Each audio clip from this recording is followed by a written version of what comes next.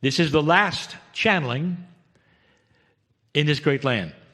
And in this room, I spoke of the virus which continues to move around the planet.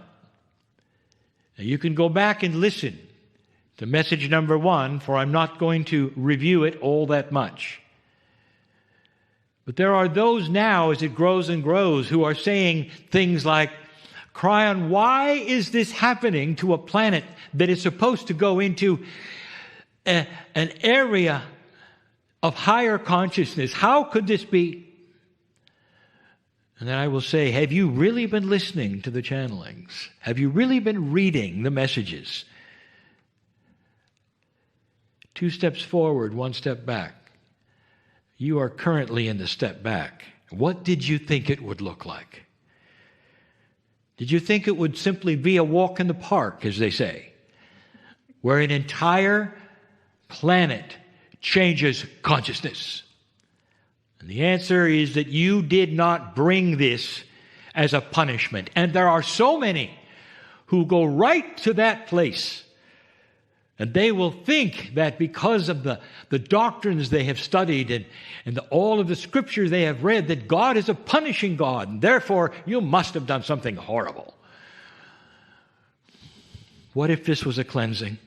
What if this was a wild card? What if, when the dust clears, this planet will be different? What if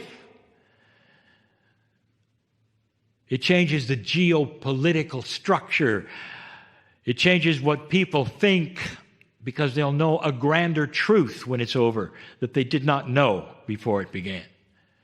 And this was the hint I gave you before, the things to look at, and I'll say it again. Diseases are not political. They do what they do. Watch, examine, review, see where it came from and where it went to first, and it tells a story. It tells a bigger story that you're not going to like later. But for now, there are many who are saying goodbye to their elders. For now, there's great sorrow. For now, there's fear. Mentioned so many times by so many channelers, the pandemic is not of a disease, it's a fear.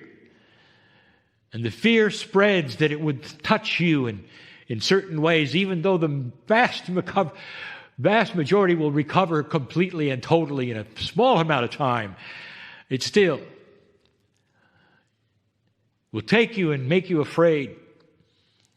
And so the question is this, not why it's here, not what to do about getting rid of it, because it will pass. It will pass. The question really is this, what are you supposed to do, light worker, right now? What is the task of the light worker? There are many things I could say right now, some of which make sense to you and some don't.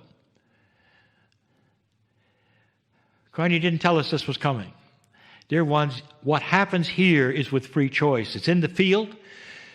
It's not guaranteed. It's not 100%.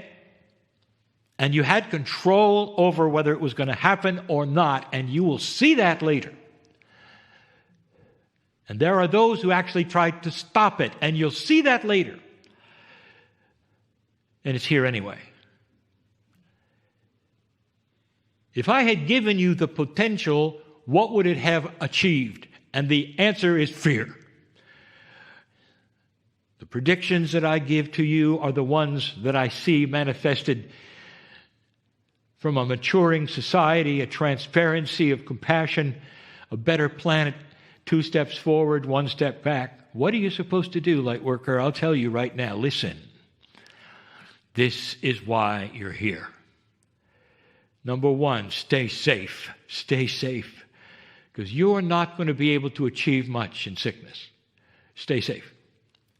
It's not that hard. Stay safe. And as this plays out, be aware of those around you who are wringing their hands and shortening their lifespan because of the fear they're in, not knowing what to do next and turning from place to place and pacing up and down and wondering what's happening to them and their family and this planet or this country. That's where you step in and you soothe them and give them compassion and tell them stories if you need to. Comfort them, be with them, sit with them, so they can see you're not afraid, but you're safe. That you're using common sense in all things and staying safe. And knowing that this is a passing thing and not forever. And that whatever happens today, they'll come out of it tomorrow. This is what light workers do. This is the lighthouse on the rock. And I said before, no one knows the name of the lighthouse, and yet it saves so many navigators and sailors and nauticals. And they see the light and they go around and they know that where there's light, there's safety. You're a lighthouse. And this is what we will say when asked in these next months over and over. And any questions and answers, these are the answers. And these will continue to be the answers, no matter what the questions are, including why me. And the answer is, if you're a light worker, I just told you why you. So that you can change it, so you can temper it, so you can save lives by comforting them. Because there is so much fear here.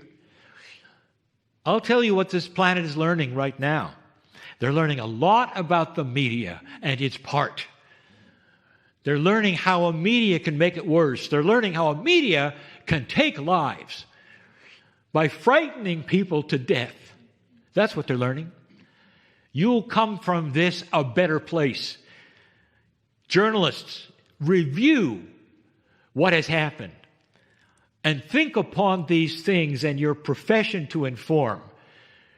And ask yourselves, what have you done that is good for the planet today? And if this were to occur a month, 2 months, 3 months, 1 year, in the future, what would you do differently? And you will get answers. It's starting to reveal a more compassionate planet.